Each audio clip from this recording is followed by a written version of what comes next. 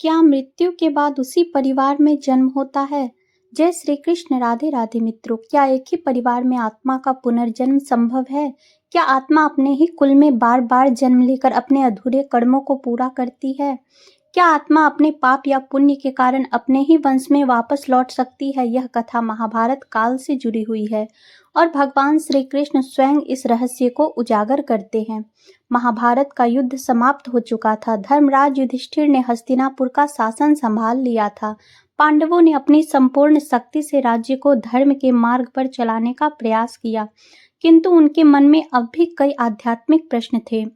युद्ध के दौरान उन्होंने अपने परिवार के कई सदस्यों को खो दिया था। भीष्म पितामह, अभिमन्यु, द्रोणाचार्य, कर्ण और स्वयं श्री कृष्ण की इच्छा से कौरव वंश का संहार हो गया था। यह सब देखकर युधिष्ठिर के मन में एक गहरी जिज्ञासा उत्पन्न हुई। एक दिन वे अपने भाइयों भीम, अर्जुन, नकुल और सहदेव के साथ महर्षि वेदव्यास के आश्रम पहुंचे। वहां उन्होंने श्रद्धापूर्वक महर्षि के चरणों में प्रणाम किया और अपनी शंका प्रकट की। युधिष्ठिर बोले, गुरुदेव, आपने हमें धर्म, कर्म और पुनर्जन्म के गूढ़ रहस्यों के बारे में सिखाया है, किंतु एक प्रश्न मेरे मन को विचलित कर रहा है। क्या एक ही परिवार में पुनर्जन्म संभव है? क्या कोई आत्मा अपने ही वंश में बार बार जन्म ले सकती है?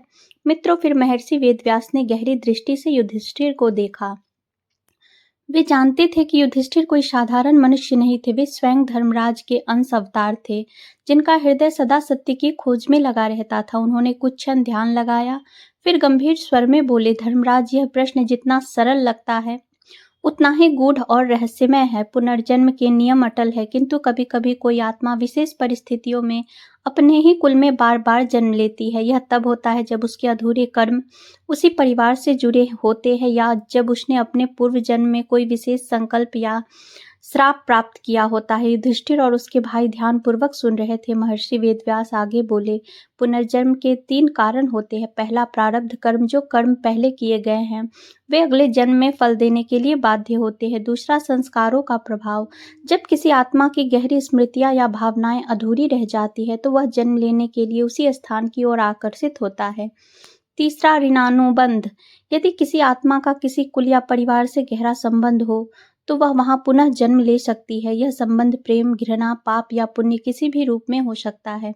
युधिष्ठिर ने आगे प्रश्न किया, गुरुदेव, क्या कोई ऐसा उदाहरण है जिससे यह प्रमाणित हो सके कि कोई आत्मा अपने ही कुल में जन्म लेती है? महर्षि वेदव्यास मुस्कुराए और बोले, हाँ, मैं तुम्हें एक ऐसी घटना सुनाने जा रहा हूँ जो स्वयं भगवान श्री कृष्ण के काल में घटित हुई थी। यह कथा द्वारिका के एक ब्राह्मण और अर्जुन की प्रतिज्ञा से जुड़ी हुई है। इसी कथा में पुनर्जन्म का एक रहस्यमय उदाहरण मिलता है। मित्रों, यह सुनकर पांडवों की जिज्ञासा और भी बढ़ गई।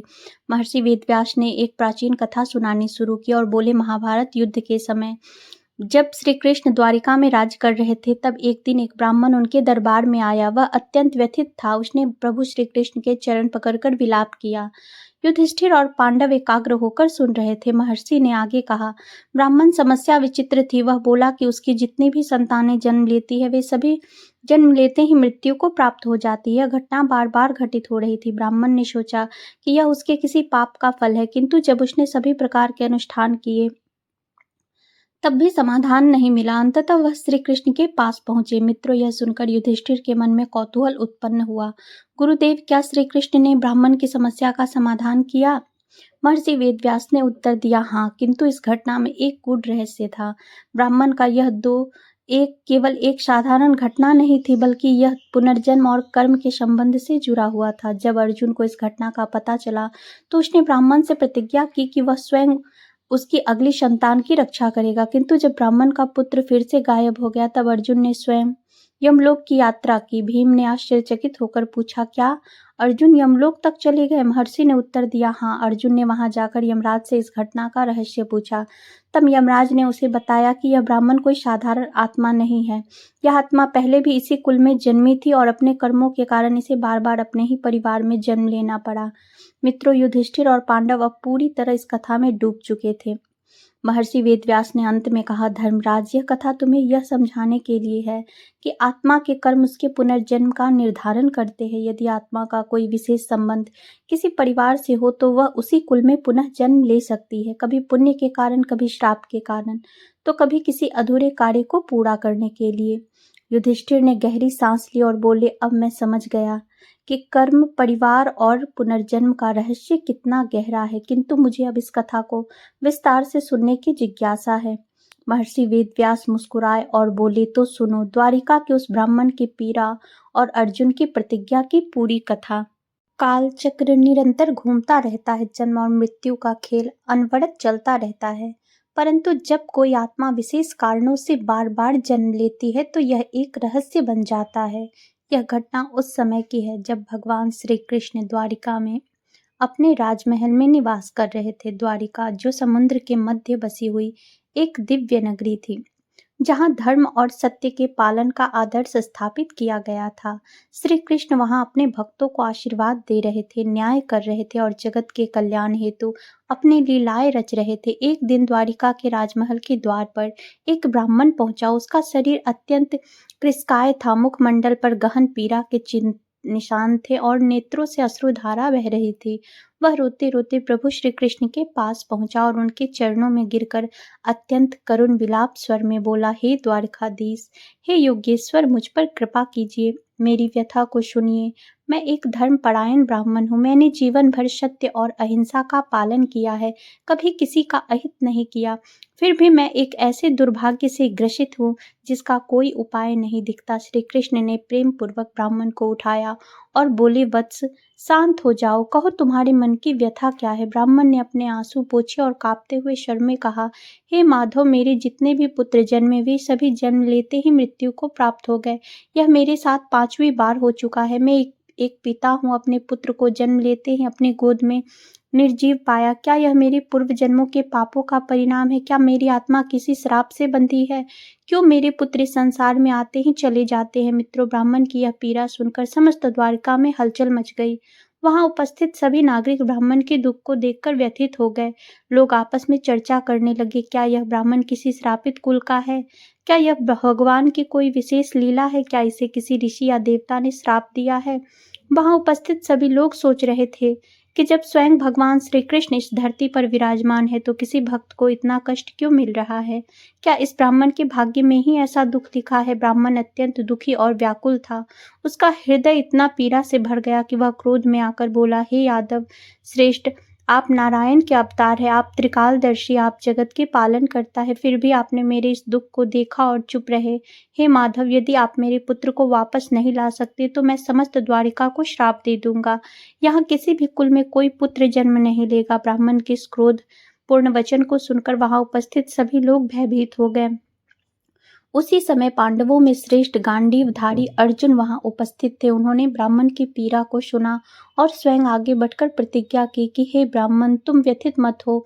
मैं अपने गांडीव की सौगंध का खाकर कहता हूँ कि यदि इस बार तुम्हारा पुत्र जन्म लेकर भी जीवित नहीं रहेगा तो मैं स्वयं अग्नि में प्रविष्ट होकर प्राण त्याग दूंगा। श्री कृष्ण ने अर्जुन को देखा और मंद मुस्कुराए। वे जानते थे कि इस घटना के पीछे एक गहरा रहस्य छिपा हुआ है। जब अर्जुन ने यह प्रतिज्ञा ली तो श्री कृष्ण ने एक रहस्यमयी मुस्कान दी। उनके नेत्रों में एक दिव्य चमक थी, मानो वे जानते थे कि आगे क्या होने वाला है। अर्जुन ने ब्राह्मण से कहा कि हे ब्राह्मण, इस बार जब तुम्हारी संतान जन्म ले तो मुझे बुला लेना। मैं स्वयं अपनी दिव्य शक्तियों से इसकी रक्षा करूंगा, कोई भी इसे मार नहीं पाएगा। ब्राह्मण को अब अर्जुन पर विश्वास हो गया था। उसने श्री कृष्ण के चरणों में प्रणाम किया और अपने घर लौट गया। परंतु इस बार फिर वही हुआ जो पिछले बार 5 बार हो चुका था। क्या अर्जुन अपने वचन को निभा पाएंगे या फिर इस घटना के पीछे कोई दिव्य लीला चल रही थी? क्या अर्जुन अपनी प्रतिज्ञा को पूरा कर पाएंगे? अब सभी की दृष्टि उस दिन पर टिकी थी जब ब्राह्मण की संतान का जन्म होगा। द्वारिका के नागरिक भी उत्सुक थे, क्योंकि यह केवल एक पिता की पीड़ा ही नहीं बल्कि पुनर्जन्म और कर्म के रहस्यों से जुड़ी एक महत्वपूर्ण घटना थी। मित्रों, जब ब्राह्मण का पुत्र पुनः जन्म लेकर गायब हो गया तो अर्जुन ने अपनी प्रतिज्ञा निभाने के लिए उसे ढूंढने का निश्चय किया। अर्जुन ने अपनी दिव्य दृष्टि और धनुष गांडीव की शक्ति से ब्राह्मण के नवजात पुत्र की रक्षा के लिए हर संभव उपाय किए। उन्होंने अपने धनुष की रक्षा चक्र से ब्राह्मण के घर को सुरक्षित किया, किंतु जब संतान का जन्म हुआ तो वह रहस्यमय रूप से पुनः लापता हो गया। ब्राह्मण विलाप करने लगा और क्रोध में अर्जुन को ताने मारने लगा। हे अर्जुन, तुमने तो कहा था कि तुम मेरे पुत्र की रक्षा करोगे, परंतु वह फिर से लुप्त हो गया। क्या तुम्हारी प्रतिज्ञा व्यर्थ थी? अर्जुन को अपनी शक्ति पर अत्यंत विश्वास था। उसने संकल्प लिया कि जब तक वह इस रहस्य को सुलझा नहीं लेता तब तक वह चैन से नहीं बैठेगा। फिर अर्जुन ने सबसे पहले इंद्रलोक की यात्रा की। उन्होंने स्वर्गलोक जाकर देवराज इंद्र से पूछा, हे देवराज, क्या ब्राह्मण मित्र का पुत्र यहाँ पर है? इंद्र ने उत्तर दिया, नहीं पार्थ, यह रहस्य तुम्हारी कल्पना से भी परे है। यह कोई साधारण घटना नहीं, बल्कि पुनर्जन्म और कर्म का गूढ़ रहस्य है। तुम्हें इसे समझने के लिए और गहरे जाना होगा। इंद्र के संकेत को समझते हुए अर्जुन ने अगला कदम उठाया। वे वरुण लोक गए, फिर कुबेर लोक और अंत में यमलोक की ओर प्रस्थान किया। अर्जुन ने अपने दिव्य रथ से यमलोक का द्वार पार किया। वहां उन्होंने यमराज को देखा, जो धर्म और कर्म के संरक्षक थे। यमराज की उपस्थिति अत्यंत प्रभावशाली थी। उनका स्वर गंभीर और गूढ़ था। यमराज ने अर्जुन को देखकर कहा, क्यों आए हो गांडीवधारी? अर्जुन, तुम तो अभी तक मृत्यु के योग्य नहीं हो, फिर तुम यमलोक तक कैसे पहुंच गए? अर्जुन ने हाथ जोड़कर कहा, हे यमराज, मैं द्वारिका के एक ब्राह्मण की संतान को खोजने आया हूँ। मैंने उसे बचाने की प्रतिज्ञा ली थी, किंतु वह जन्म लेते ही लुप्त हो गया। मैं जानना चाहता हूँ कि उसका क्या हुआ। यमराज गंभीर हो गए और एक क्षण के लिए मौन रहे। फिर वे बोले, हे पार्थ, यह कोई साधारण संतान नहीं है। इसका रहस्य तुम्हारे और श्री कृष्ण के काल से भी बहुत पुराना है। यह आत्मा एक श्राप के कारण अपने ही परिवार में बार बार जन्म ले रही है। मित्रों, यह सुनकर अर्जुन चौंक गए। उन्होंने पूछा, हे धर्मराज, कृपया स्पष्ट कीजिए, यह आत्मा कौन थी और इसे श्राप क्यों मिला? यमराज ने अपने दिव्य दृष्टि से उस आत्मा के पूर्व जन्मों को देखा और बोले, हे, यह आत्मा पहले एक महान योद्धा थी, जो द्वापर युग से पहले त्रेता युग में भी जन्मी थी। यह राजा नल के पुत्र के रूप में जन्मा था, परंतु अपने अहंकार और अन्याय के कारण इसे एक ब्राह्मण के श्राप से बार बार मृत्यु का दंड मिला। अर्जुन आश्चर्यचकित हो गए। तो क्या यह आत्मा अपने ही कर्मों के कारण हर जन्म में इसी परिवार में जन्म लेती है? यमराज ने उत्तर दिया, हाँ, क्योंकि इस आत्मा ने एक समय में एक निर्दोष ब्राह्मण के पुत्र को मारा था। उसी ब्राह्मण ने इसे श्राप दिया कि यह भी हर जन्म में अपने ही कुल में जन्म लेगा और जन्म लेते ही मृत्यु को प्राप्त करेगा। जब तक कोई महान योद्धा और दिव्य पुरुष इसे इस चक्र से मुक्त नहीं कराएगा, तब तक इसका यह चक्र चलता रहेगा। अर्जुन को अब इस रहस्य का आभास हो गया था। अर्जुन बोले, यदि यह आत्मा एक श्राप के कारण इस चक्र में फंसी है, तो इसे मुक्ति कैसे मिलेगी? यमराज ने उत्तर दिया, केवल भगवान श्री कृष्ण ही इसे इस चक्र से मुक्त कर सकते हैं, क्योंकि वे स्वयं नारायण हैं। वे ही इस आत्मा के प्रारब्ध को बदल सकते हैं।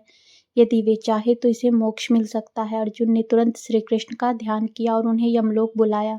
श्री कृष्ण दिव्य रूप में प्रकट हुए। श्री कृष्ण मुस्कुराए और बोले, हे पार्थ, यह आत्मा अपने ही कर्मों में उलझी हुई थी, परंतु अब इसका समय आ गया है, इसे मोक्ष प्राप्त हो। फिर श्री कृष्ण ने अपने दिव्य सुदर्शन चक्र से उस आत्मा के बंधनों को काट दिया। यमराज ने कहा, अब यह आत्मा पुनः जन्म नहीं लेगी, इसका चक्र समाप्त हो गया। हे अर्जुन, तुमने इस आत्मा को मुक्त कराने में एक महत्वपूर्ण भूमिका निभाई है। अर्जुन और श्री कृष्ण ने ब्राह्मण के पुत्र को वापस जीवित कर दिया और उसे द्वारिका में उसके माता पिता को सौंप दिया। जब ब्राह्मण ने अपने पुत्र को जीवित देखा तो वह आश्चर्य और हर्ष से भर उठा। उसने श्री कृष्ण और अर्जुन को धन्यवाद दिया। अर्जुन ने समझ लिया कि कर्म, पुनर्जन्म और श्राप का रहस्य कितना गहरा है। यह केवल एक जीवन का खेल नहीं, बल्कि आत्मा की यात्रा थी, जो तब तक चलती रहती है जब तक वह अपने कर्मों से मुक्त नहीं हो जाती। फिर भी मित्रों, श्री कृष्ण ने अर्जुन से कहा, हे पार्थ, यह घटना तुम्हें यह सिखाने के लिए हुई कि आत्मा अपने कर्मों के अनुसार जन्म लेती है, किंतु जब कोई सत्य और धर्म के मार्ग पर चलता है तो उसे मोक्ष की प्राप्ति होती है। अर्जुन ने सिर झुका लिया और कहा, हे केशव, अब मैं पुनर्जन्म और कर्म के गूढ़ रहस्य को समझ गया। सत्य और धर्म ही आत्मा की मुक्ति का मार्ग है। युधिष्ठिर और पांडवों ने जब यह कथा सुनी तो वे आश्चर्यचकित रह गए। महर्षि वेदव्यास ने कहा, धर्मराज, यह घटना सिद्ध करती है कि पुनर्जन्म सत्य है। यदि किसी के कर्म उसके परिवार या कुल से जुड़े होते हैं तो आत्मा बार बार वहीं जन्म ले सकती है, जब तक कि वह मुक्त ना हो जाए। यही कारण है कि कुछ लोग अपने पिछले जन्म की स्मृतियां रखते हैं। युधिष्ठिर ने सिर झुकाकर कहा, हे गुरुदेव, अब मेरी शंका का समाधान हो गया। पुनर्जन्म का रहस्य अद्भुत और गूढ़ है, किंतु धर्म ही इसका एकमात्र समाधान है। तो दोस्तों, अगर वीडियो अच्छी लगी हो तो वीडियो को लाइक और चैनल को सब्सक्राइब जरूर करें। साथ ही कमेंट बॉक्स में जय श्री कृष्ण जरूर लिखें।